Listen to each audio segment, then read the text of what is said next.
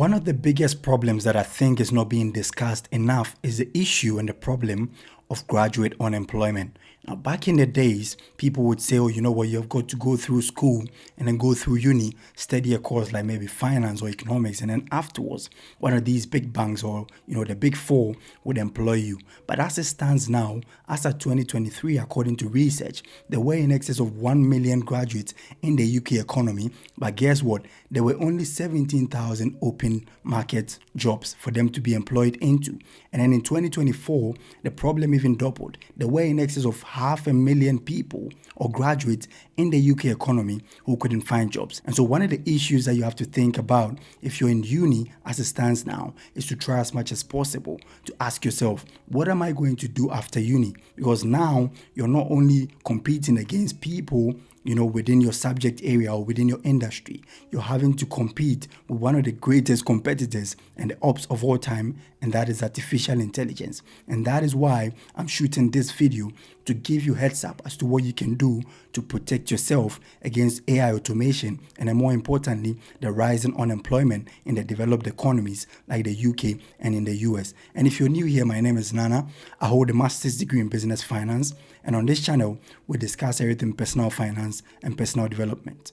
But before we dive deeper into the issues, there's one thing that you need to know, and that is most companies now are rather gravitating towards AI adoption and AI automation, which simply means that people are rather employing the services of artificial intelligence to do basic jobs like, phone call services being provided by companies and, the basic things that are easy to automate. But one thing that you should also know is that since September last year, that is 2025, there's been in excess of 1 million job cuts in the US economy alone. And so that tells you that companies are more and more laying human beings off and then employing the services of AI. And mind you, AI is still in its preliminary stages of development, and we are all working towards artificial general intelligence, where a simple robot would actually be embedded with a chip and have the ability to perform several tasks that are, much more effective and efficient than a human counterpart can actually do. And so as it stands now, we are looking at so many jobs that are likely going to be rendered obsolete or being cut in the future simply because of AI. And companies have now come to a realization that if they are to employ the services of AI, they increase their effectiveness and their efficiency as a result of the AI adoption by at least 15%. And so if initially, for example, they were producing maybe, let's say, 100 units of products in an hour, now they're having to produce 115 units. And that is simply because of AI automation. So most companies and several HR departments are rather going in for AI as opposed to human beings. And that is one of the reasons why most people are rendered, without jobs, and unemployment is constantly on the rise. And so what we have to do is we have to sit down and then prepare. And that is exactly what this video is all about. And so without further ado, we come to the first point, and that is AI has actually come to stay, and so you don't have to fight it. Most people out there feel like, my job is so difficult, it's so complicated. It will be very difficult for a robot or for an AI agent to perform a task even in the near future.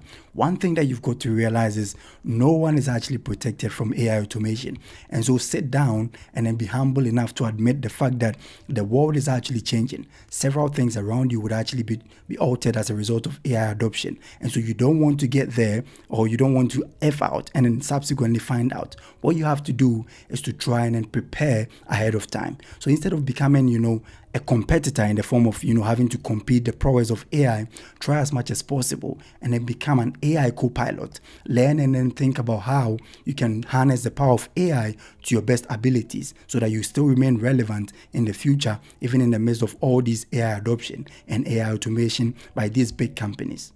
Secondly, if you're young and you're in uni, in order to prepare against AI automation, the second thing that you might want to consider is to develop some human level skills, or try and then take some courses in AI automation and several AI uses around the clock. So what you can do is now you have so much time. When you're in uni, you may think, oh, you know what, I've got the time and I've got to chill, I've got to hang out with friends. That is important. But as you're doing all of these things, try as much as possible and find time also to learn things that can actually help you to secure a job or probably even to start your own company right after uni. Because as it stands now, we are looking at possibly 40 to 50% of the entire workforce of the world being replaced due to AI automation and AI adoption. And so what you can do is to learn new skills, try and learn entrepreneurship skills, try and learn some leadership skills, some interpersonal human relationship skills, how you can actually, show some level of empathy for people and then lead them towards the attainment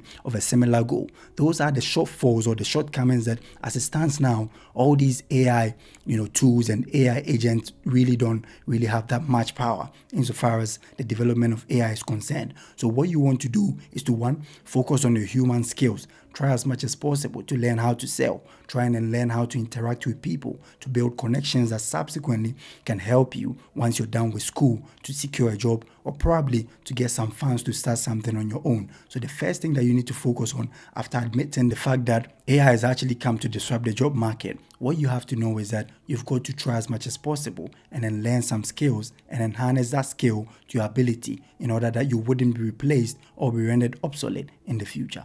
Now, thirdly, what you want to do is you want to build a personal brand. Now, the infamous YouTuber Ali Abdaal stopped his medical course or, the medical career and then subsequently started a YouTube channel. Today, he makes millions on YouTube simply because he wanted to create an opportunity for himself and not wait for people to hand him opportunities. One of the easiest ways to actually become successful in life is to look within and then ask yourself, what are my strengths and what are my weaknesses? And then focus on leveraging your assets or leveraging your strengths and then benefiting from that. Everyone out there has got something unique in them. So when you're in school, that is a time for you to actually experiment. Try as much as possible. You can even start with content creation. You might be good at public speaking. You can teach people how to gather the confidence to speak publicly. Or you can actually teach them the choice of words, the diction that they've got to use in formal presentations and stuff like that. You don't have to finish school or complete your course and then find yourself in a similar fate like the millions of people who are struggling to get jobs. And so before you finish, try as much as possible and then create opportunities for yourself. Now, AI can help you to create several other, content out there. You can explore several ideas. If it works for you, you can monetize these ideas and start earning from that. And one of the greatest tools or the greatest strategy that the rich in the world actually use is that they've got a diversified income. You can never diversify your income if you don't experiment. So start with the experimentation process whilst you're in school. And then subsequently, if you become successful, you wouldn't have to fall on the provision or the opportunities that are being delivered by companies. Now, lastly, what you want to do is you want to build strong networks. Now, one of the key things that successful people actually have is that they've got a mastermind alliance. And a mastermind alliance is a group of people that you usually surround yourself with, or you can actually reach out to in terms of, you having to need some solution to a problem and all of that. One of the greatest ways that you can actually become, greater in life or become successful is to actually harness the ability or the skills or the strengths of other people, because sometimes you might be limited. But what you want to do is, as you're in school, this is the time for you to actually familiarize yourself with people. Try and join some entrepreneurship groups on campus. Try and join several helpful groups, in your society, or probably even online on Facebook and all of that. These can help you to build some new relationships, and people can actually lead you to several opportunities as a result of that. And so don't waste time as it stands now. Try and then prepare ahead of time, because the issue constantly keeps becoming more and more dire.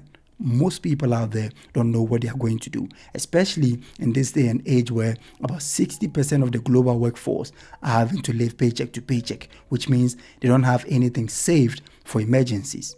The average American doesn't have even up to $1,000 saved for emergencies. So before you come out of school, this is one of the key things that you want to think about. And don't stress yourself too much. Try and make, tiny gains or tiny progress along the line, one step at a time. But make sure that you're focusing and you're positioning yourself very well to meet all those opportunities and to utilize them very effectively and efficiently. And so if you found value in this video, kindly smash the like button. It really helps with the algorithm. And then consider subscribing, because I'll be shooting several videos down the line on personal finance and personal development. Thank you for spending time with us, and see you in the next video.